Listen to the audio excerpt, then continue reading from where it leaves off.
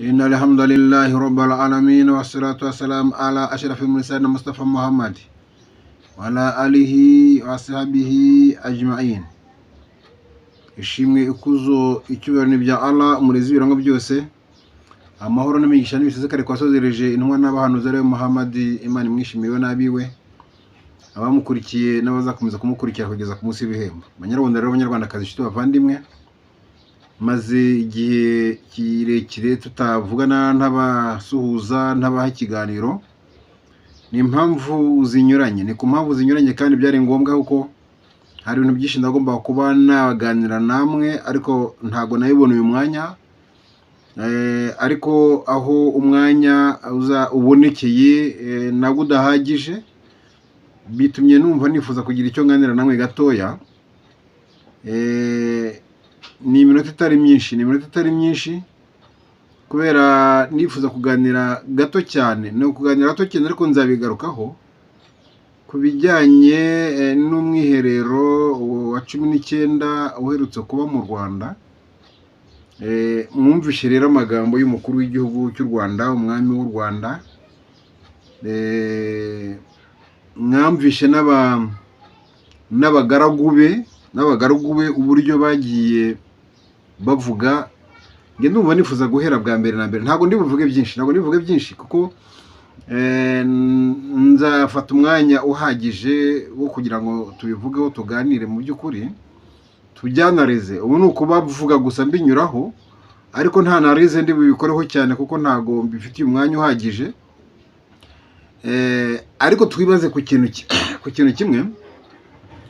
Donc wabonye ko uriya mwiherero wari mbese umusangiza w'amagambo yari Mukurarinda Ale, ngo witwa Bernard. Irya Bernard ntago nasanzwe mbizi, tuzi ari Mukurarinda, ariko ejo mundi yatubwiye ko ari Mukurarinda Ale Bernard. Ngira ngo abanyarwanda tujye twanariza, ariko mu by'ukuri muzafashe no kwanariza mu butaha. Donc mwumvishe ko yavuze mbese yatangiye asuhuza abantu ngo ntimwumva, ngo ntimwumva ahubwo. Donc icyo kintu ntago ijambo nk'iriyo ngiryo abantu bakwiye kuryumva ngo riceho rigende bayifate gutyo bavuge ngo ubwo nyine nibyo avuze birarangiye. Riya jambo harimo ubucamakazwa bwinshi cyane. Riya jambo harimo byinshi risobanuye. Ntago ako kantu yashyizeho ngo ntimwumva se ahubwo, donc ntimwumva se ahubwo, ubwo hari iki kindi inyuma yaho ngaho? Nta gihari. Niba kidahari murambwira muri comment, niba kinahari muri bumbwire muri comment. Hanyuma ndongera wenda ngaruke ku mwidishi mukuru. Donc iki kintu tukitekereza neza, impamvu mugarutseho n'impamvu bitumye nkora iki kiganiro ntari nagiteguye mu by'ukuri. Ubwo nkomeje ntago nari nakirangije, ariko nkomeje kumva hari nyine mwumvishe ko Mukurarinda yavuga ko hari abandi bari hirya no hino babakurikirana. Rero hari umwana wari Nyagatare, araza yibanze mu dukote mu kakositime kuko berewe, cyo kora koko bye aberewe. Aje avuga ko ari ngo mwarimu w'amateka, ariko avuga ko akiri n'umunyeshuri. Ariko ibintu avuze byo ni byinshi byo kurata no gucamakazwa. Ariko iyi jambo arangirijeho n'iryo perezida mwidishi mukuru yavuze agitangiza iyi nama y'imishyikirano. Mureba ko yavuze ko abwira abari bari aho ngaho, ashaka kuvuga perezida w'u Burundi ndetse n'uwa Kongo, abwira abari bari aho ngaho ngo ntibagakangwe n'ibibyimbye. Ntibagakangwe n'ibibyimbye. Anongeraho ko ngo doko yigereranyije nk'urushinge. Bavuga ko ibyo bibyimbye ari ukujomba urushinge gusa ubundi bigatoboka. Ndagira ngo babwire ko iri jambo yavuze uyu musore yaje kongera kurisubiramo, aravuga ngo ntibazakangwa n'ibibyimbye. Mwitege mu minsi iza kuri ijambo rigiye kugaruka kenshi. Niyo mpamvu mbwira abanyarwanda n'abanyarwandakazi bahora bumva abantu ubu ngubu uzarivuga ejo muri nyuma y'umwaka, nyuma y'imyaka 2 uzasanga abantu bamwihaye ngo yavuze ngo yatukanye cyangwa se ngo yagize ati rien.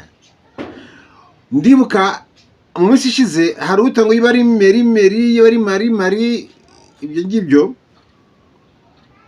yafashe abanyarwanda bo mu bwoko bw'abahutu, avuga ko ari abateruzi b'ibindi, avuga ko bategetswe imyaka 400, avuga ko byinshi, abita imbwa. Ndibyibuka uretse ko ngo babyibagiwe, mu by'ukuri abana b'abahutu n'abana beza cyane, ubona hano ubwo bakibyibuka ko ubwo yabivuze bazongera babyibutswe nuko nanone hari undi ubivuze. Kimwe nuko ejo bundi nanone hashize uwitwa uyu mudamu urwa Gasabo Scovia, sinzi aho yarabikuye nawe avuga ati ibyo ari byo byose buri imbwa niyo yavukira mu kiraro ntago yakwitwa inyana. Nabyo hari abantu byababaje kandi koko nibyo, no kuko nyine yabari babibukije ibya mari. Ariko ngiye yo mbona ibi aba badamu cyangwa se undi wese wagira icyo avuga ku byo Kagame yavuze, njyewe ntago mbibona ko ari igitangaza kuri uyu nguyu wabivuze. Ahubwo njye ntangaza n'ukuntu abantu baba batababaye igihe byavugwaga n'umukuru wabo n'umwidishi mukuru, noneho bakazabara ejo byavuzwe n'undi. Nyamara yundi wabivuze abivuze nko kubibutsa kugira ngo bigende bite, kugira ngo bumve ko niba bariswe imbwa bikure mu bubwa, bavuga bati kuki turi imbwa. Ibyo bigenda bite? Bigaza yuko uyu muntu mwumbyibishye gutyo habita imbwa, afite ibyo ashingiraho. Muzi ko mwiswe imbwa mwitwa isenene. Donc ibyo byose ni ibintu by'agasuzuguro mushyirwaho. Ariko ikimbabaza cyanyu donc nuko tureka kureba ibiri inyuma yaho ngaho, noneho tukajya kureba ibindi. Tureka kureba uwatangije ibyo, uwo abantu bigana, uwo bashaka gushimisha, ahubwo twa tukikoma abarimo kutwibutsa. Kubera iki? Abarimo kutwibutsa bafite uwo bashaka gushimisha, baba bafite ibyo bamusaba. Niba rero baba bafite ibyo bamusaba bakabivuga gutyo bagira ngo mushimishe cyangwa bamusabe, siba twagomye gufataho umwikomo kurenza uko twakagombye gutekereza kuwa bibise, kuwo bashaka gushimisha, no kubaha ubwo burenganzira bwo kubita uko bumva bifuza kubita. Ibiro mbano uko ngiye byabakabafasha iki? Ngiye mbano uko byakabafasha kwibuka, none mukitekereza mukavuga muti koko ariko kuki dusuzugurwa gutya, kuki turi imbwa, kuki turi isenene, kuki turyana. None ibyo ngibyo nyine ubwo busenene mukabureka, ubwo bubwa mukabureka, mugafata indi ntego yindi yo kuba abagabo. Impamvu musuzugurwa gutyo ni iki? Kuko nkuko mubigiye musesengura abagambo kavugwa, bivugwa ko ngo bashingira ko ngo abahutu ari benshi, ariko bakabategekwa na nyamuki n'abantu bake. Niho bahera bavuga bati burya ntago ndabona ubushyo bw'imbwa. Ibyo bintu ni ibintu biba bikwiye mukwiye gutekereza, kandi mugira amahirwe mufite nawe bafasha. Ntago ibi bintu mu by'ukuri ababivuga bo baba bashaka gusa nkaho bashaka kwigarurira abatutsi bose, ariko hari abatutsi bafite ubwenge batabibona gutyo, badashobora kubisubiramo nkuko abo babisubiramo. nkuko uwo nguwo yabivuze. Abo ngabo igihe cyose n'igihe cyose, kandi ibyo ni ibintu biri no mateka, byagiye biba ngombwa ko abantu bavuga bati ibyo turabyanze. Iki gice cy'abantu cyabarwaga muri abo cyarazaga kikabereka ko kibashyigikiye. Nta nubwo rero uyu munsi ubwo abahutu bavuga bati reka ubwo turabwanze no kubisenene turabyanze, ndabizi neza ko hari abatutsi babajoininga bavuga bati koko nibyo muri abagabo mukwiye gushyigikirwa. Ibi tubivuyeho, iyi complexe twabonye kuri uno mugabo yiba ngo ari Abdallah Ndemama, afite izina twituritiranywa ariko ntago ari umuntu nkanjye, ni umuntu nyine w'ikifobagane, ariko kandi yewe sindi igifobagane. Sasa uyu Abdallah mu bintu yavuze biteye ubwoba, birimo ibinyoma byo kubeshya. Mwumvishe ko yavuze ko icyambere cyo kuvuza ko ifite imyaka 41, bisobanura ko muri 94 yari afite imyaka 11 aho ngaho. Donc ariko yatanze ngo ibyo yabwiraga abantu ngo u Rwanda rw'icyo gihe ngo rwa Rwanda ngo ruri mu bukene bwinshi, ngo abantu batarya, ngo abantu bahora mu buhunzi. Uyu munsi arabona nta buhunzi buhari. Uyu munsi arabona icyo gihe baraburaraga, uyu munsi ntago baburara. Ndamutse mpari namaza ntose icyo gihe baranasenyerwaga. Kangondo za Kibiraro n'ahandi hose barangaye kubera gusenyerwa.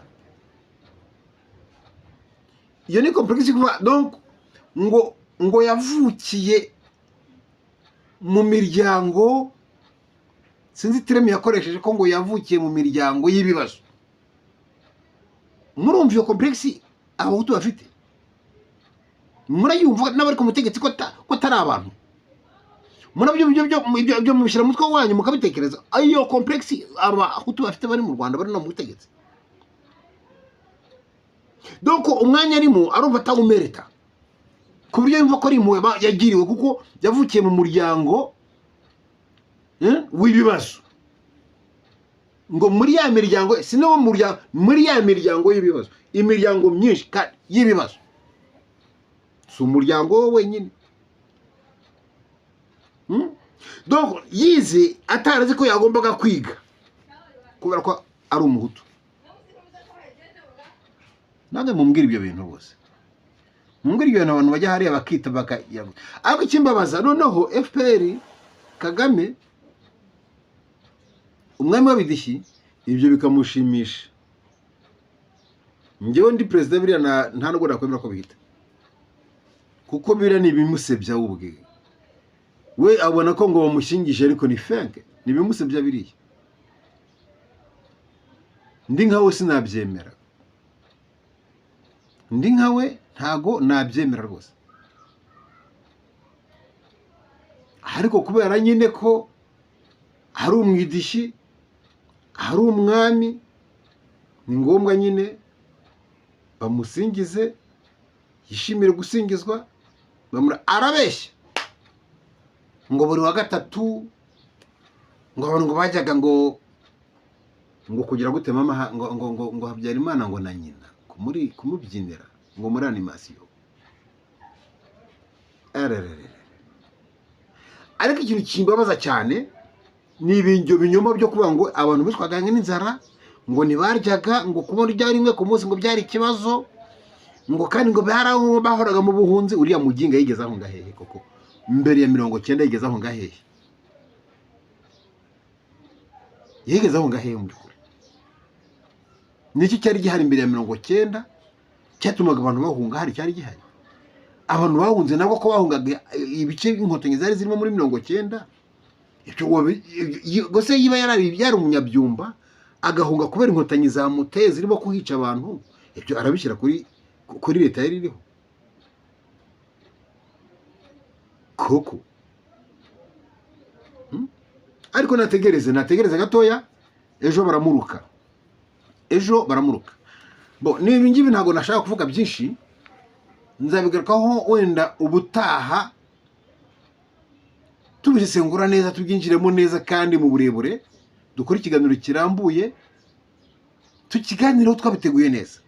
Ariko mu by'ukuri utu tuntu ubwatwo mutwibuke, mutekereze, urushinge mu rutekereze ko ruzavugwa imyaka n'imyaniko. Ikindi nongera kuvuga kandi nongere kubwira abantu nanone, ndagira ngo mbwire aba perezida babiri bavuze ariya magambo, bakagaragaza ko kumwanzi wabo kari nemera ko ari byo, bakagaragaza ko abanyarwanda atari abanzi babo, ari bavandimwe babo, bakagaragaza ko abanyarwanda baboshye nabo bafunze, bakagaragaza ko bashaka kubafunguza, kubabohora, nubwo mu by'ukuri atari sifa nziza ku banyarwanda, si sifa nziza. Abanyarwanda nabo bakaba bamye kugira urwo ruhare rwo kwibohora ubwabo, yenda inkunga ikaza bayihabwa. Ariko aba bagabo Kisekedi ndayishimiye, ndagira ngo mbagira inama, nyamuneka mbagira inama, mbabwize ukuri, niba ibyo mwavuze ikambanze Kisekedi, ukaba warabivuze Kisekedi kubera kugira ngo ushimishe abaturage bawe, baguha amajwi bagutore ube perezida, usubire kuri perezida. Ndayishimiye ibi bintu wavuze uvugira muri Kongo, ko urubyiruko rw'u Rwanda rufunze rukwiye kubohozwa. Aya magambo avuze ni amagambo y'ukuri, ariko ibi bintu mwavuze ni mu bitabikora, mumenye ko bari abantu, mumenye ko uriya muntu icyambere cyo ntago ari we wabishobora, we ntiyabishobora ku giti cye.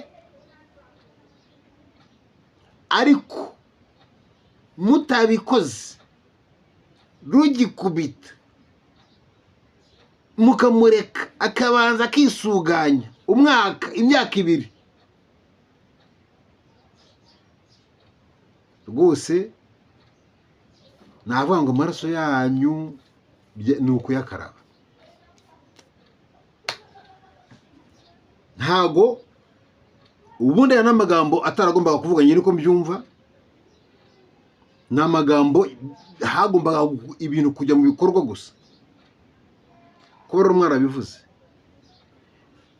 Ntimugire ngo ntimubibe ari ibyo gupfa kuvuga cyangwa gukina, kubera kuko